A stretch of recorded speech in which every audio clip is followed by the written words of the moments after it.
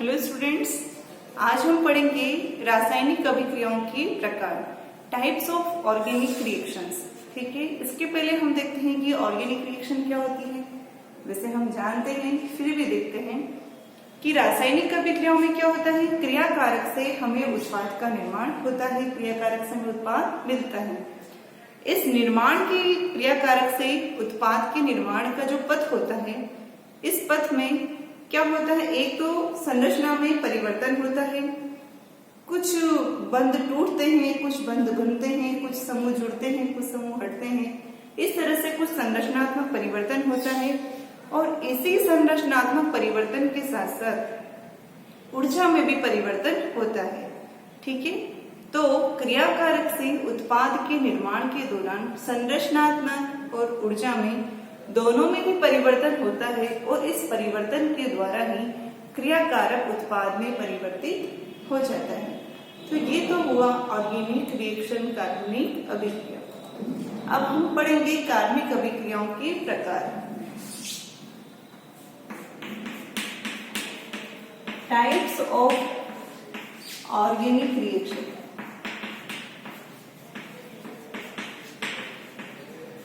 ये हम पढ़ेंगे टाइप्स ऑफ ऑर्गेनिक रिएक्शन। तो देखिए, आपके सिलेबस में दिया हुआ है और हम पढ़ते भी हैं कि टाइप्स ऑफ ऑर्गेनिक रिएक्शन हम 4 टाइप की पढ़ते हैं।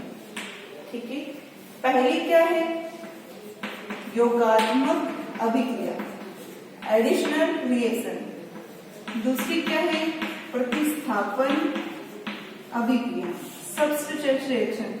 थर्ड क्या आपकी, विलोपन अभिक्रिया, एलिमिनेशन रिएक्शन। नेक्स्ट क्या आपकी, पुनर्विन्यास अभिक्रिया। ठीक है, ये हमारे पास में 4 टाइप की अभिक्रिया हम पढ़ेंगे। पहली हमारे पास योगात्मक अभिक्रिया अर्थात एडिशनल रिएक्शन, सेकेंड हमारे प्रतिस्थापन अभिक्रिया, थर्ड हमारे क्या है, विलोपन और पुनर्विन्यास अर्थात एलिमिनेशन और रीअरेंजमेंट अभिक्रिया।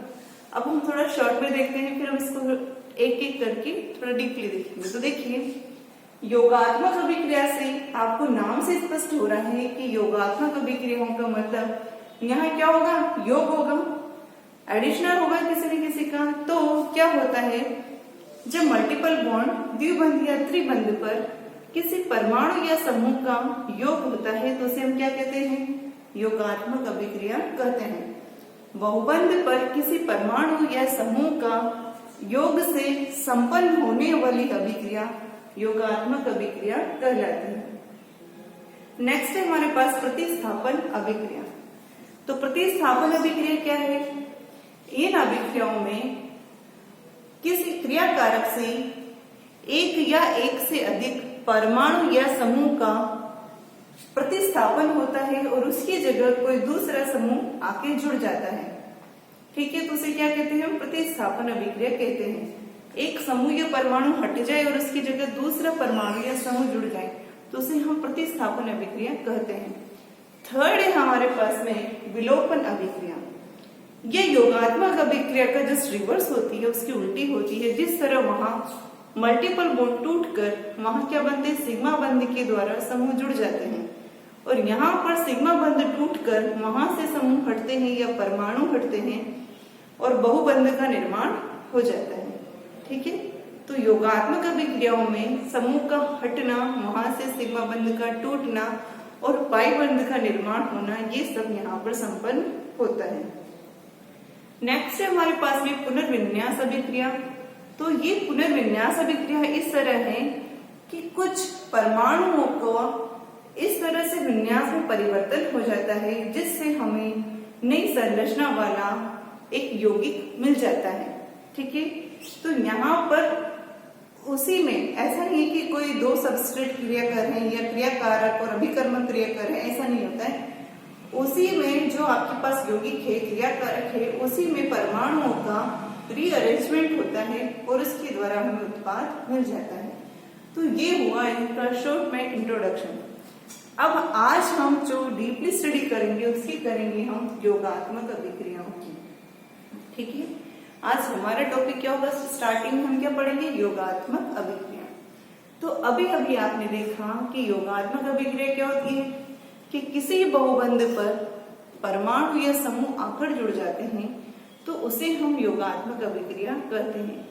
यहाँ पर अगर एक पाई बंध टूटता है तो दो नए सिग्मा बंध का निर्माण हो जाता है।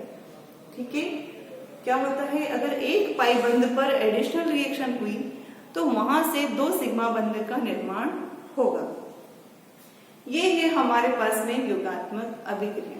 ठीक है, अब योगात्मक अभिक्रियाओं में जो हम बहुबंध की बात कर रहे हैं, इस बहुबंध पर पहले अटैक करने वाली स्पीसीज के आधार पर इसको 3 टाइप में डिवाइड किया गया है। हमने क्या देखा, एक तो यहाँ इस पर बहुबंध पर योग होता है, ठीक है, और एक क्या होता है, यदि यहाँ एक पाई बंध टूटता है तो क्या होता है, दो सिग्मा बंध का निर्माण हो जाता है। अब हम कह रहे हैं कि जो पहले अटैक करने वाली स्पीसीज है उसके आधार पर इसको 3 भागों में डिवाइड किया गया है। देखिए वो 3 टाइप्स कौन कौन से हैं। हम पढ़ रहे हैं योगात्मक अभिक्रिया। ठीक है,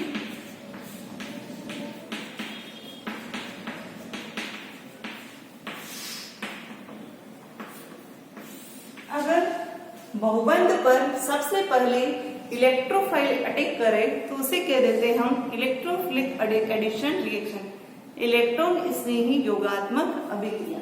ठीक है, तो एक हमारा टाइप है इलेक्ट्रॉन स्नेही योगात्मक अभिक्रिया। अगर बहुबंध पर सबसे पहले न्यूक्लियोफाइल अटैक करे, नाभिक स्नेही अटैक करे, तो इस तरह संपन्न होने वाली अभिक्रियाओं को कह देते हैं हम नाभिक स्नेही योगात्मक अभिक्रिया।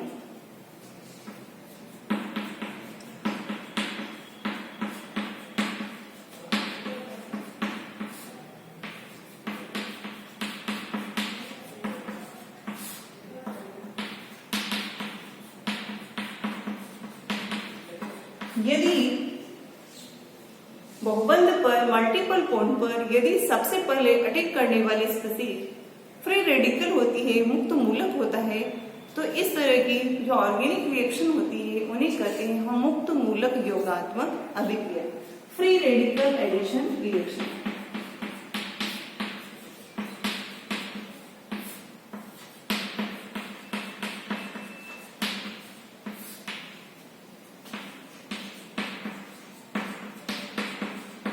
मुक्त मूलक योगात्मक अभिक्रिया। तो यहाँ पर अटैकिंग स्पीसीज कौन होगा, इलेक्ट्रोफाइल, यहाँ कौन होगा, न्यूक्लियोफाइल, और यहाँ कौन होगा, फ्री रेडिकल। यहाँ होगा कार्बन नहीं, फ्री रेडिकल। ठीक है, तो अटैकिंग स्पीसीज के आधार पर योगात्मक अभिक्रियाओं को इस तरह से 3 टाइप में डिवाइड कर दिया है।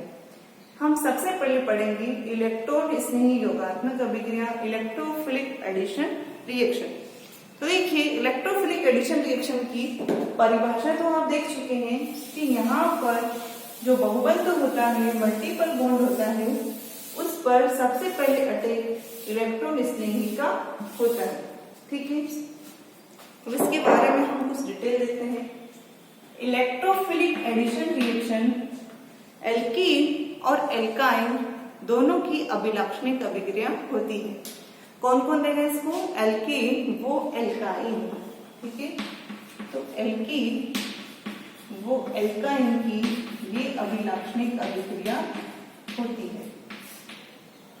ये दोनों इसको देते हैं। यदि एक पाई बंध का, यहाँ एक पाई बंध से दो सिग्मा बंध का निर्माण होता है।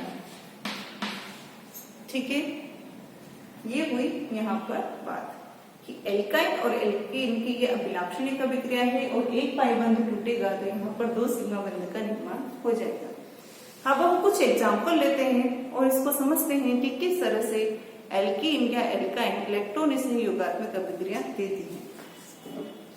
तो हम सबसे पहले देखते हैं कि एल्कीन पर यदि हम H2H हैलोजनीकरण करवाएं, ठीक है, हैलोजनीकरण करवाएं तो किस तरह से हमारे पास के उत्पाद की प्राप्ति होगी।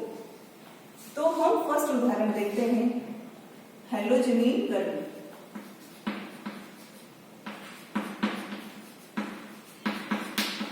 हैलोजनीकरण या हैलोजिनेशन, हैलोजिनेशन ऑफ एल्कीन।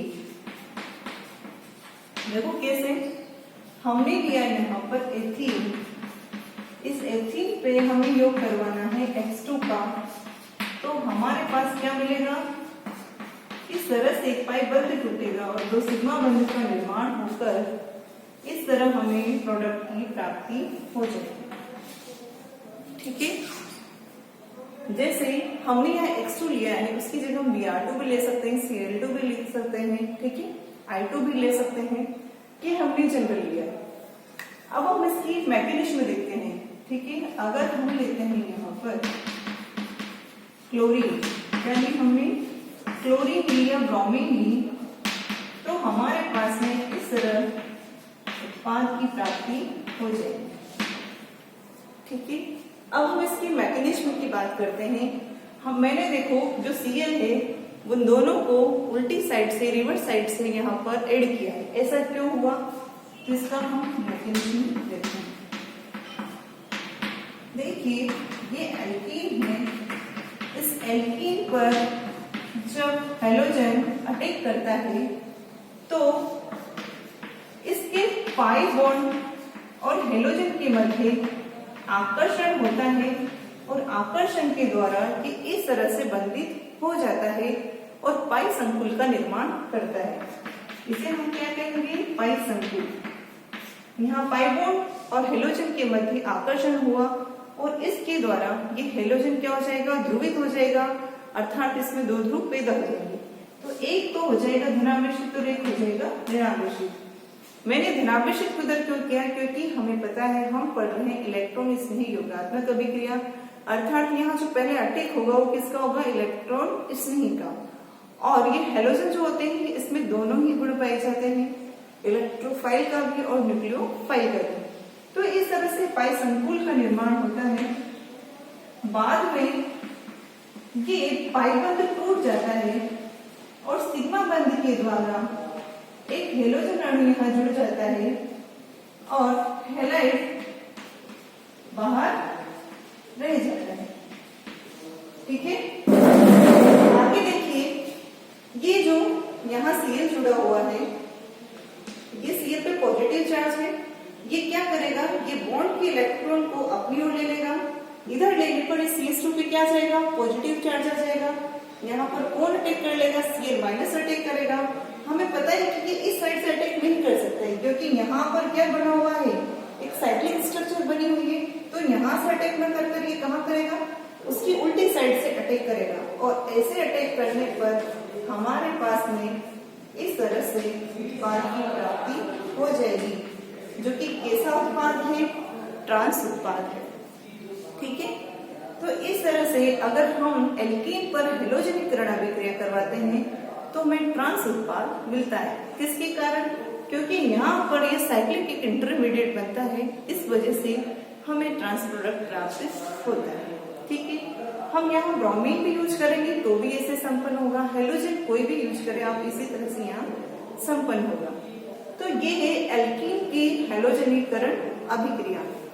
हम नेक्स्ट लेक्चर में देखेंगे कि एल्कीन पर यदि हाइड्रोहैलोजनीकरण करवाएं तो वो किस तरह से संपन्न होगा।